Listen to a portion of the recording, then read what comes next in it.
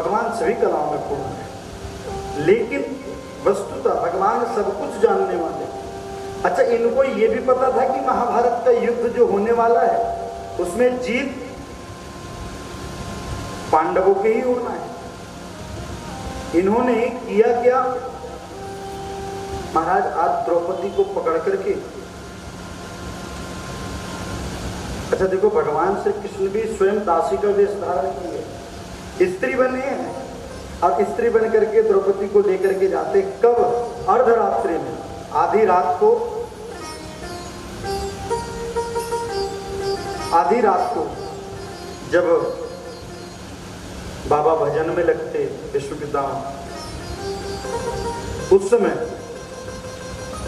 भगवान श्री कृष्ण लेकर के जाते तो कहते द्रौपदी तू एक काम कर, मैं अंदर जाऊंगा तो बाबा पहचान लेंगे, तू स्वयं क्या करके, करना कुछ भी नहीं है, केवल बाबा के चरणों में दंडवती प्रणाम दे दियो। तो बोले इससे होगा क्या,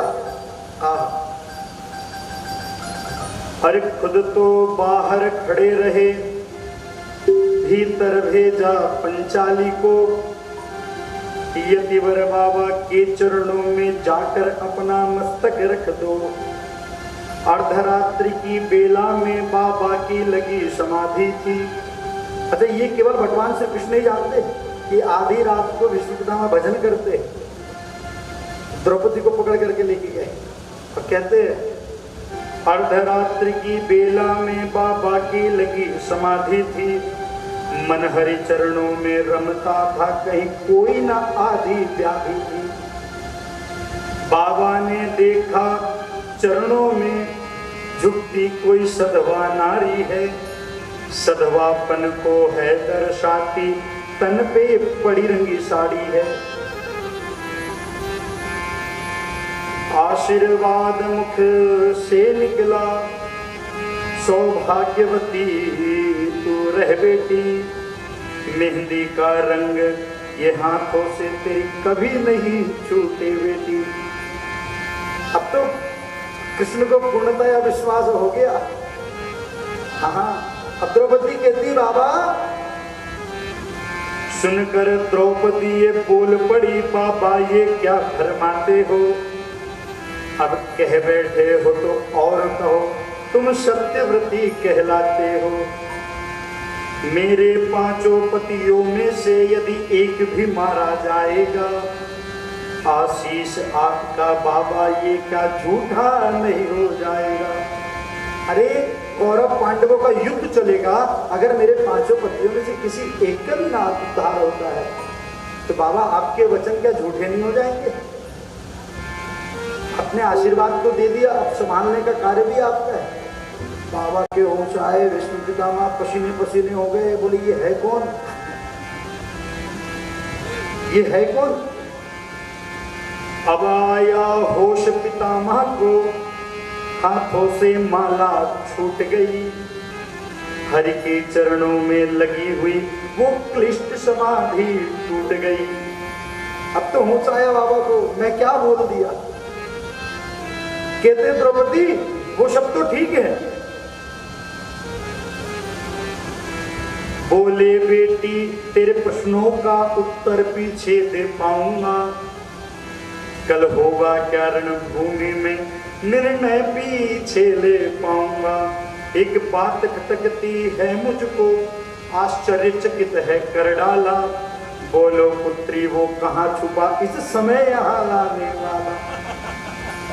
क्योंकि ये केवल पितामह ही जानते हैं कि अर्धरात्रि में मैं केवल भजन करता हूँ, इस बात को कौन जानता है। अच्छा एक बात बताओ, भगवान की माया वाली बात, भगवान की माया पे एक तो भगवान और दूसरा भगवान का जमुरा, दोनों समझ सकते हैं। हाँ, उसी प्रकार यदि आप भगवान को याद कर रहे हो तो केवल भगवान ही समझ सकता है कि वो मुझे याद कर रहा है। पितामह भीष्म कहते हैं बोलो पुत्री वो कहाँ छुपा इस समय यहाँ लाने वाला।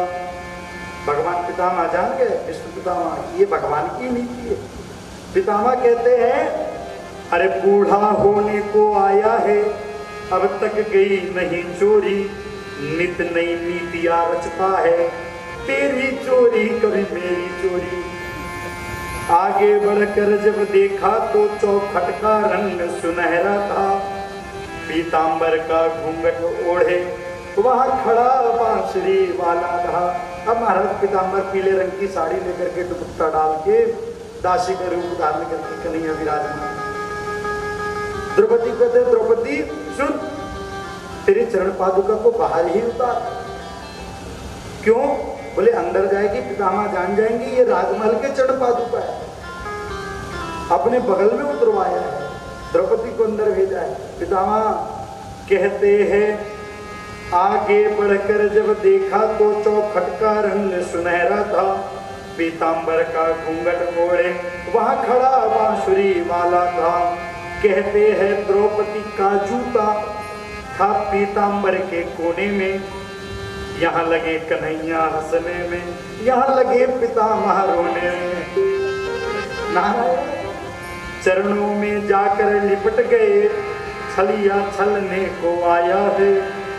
भक्तों के कारण देखो तो दासी का भेष बनाया है। जाओ बेटी निश्चिंत रहो, अब पितामह आशीर्वाद देते। द्रौपदी सुन, जाओ बेटी निश्चिंत रहो, अब निश्चय विजय तुम्हारी है। पतियों का बाल क्यों बाका हो, जब रक्षक कृष्ण मुरारी है। पतियों का बाल क्यों बाका हो, जब रक्षक कृष्ण मुरारी है। भगवान सब कुछ जानने वाले।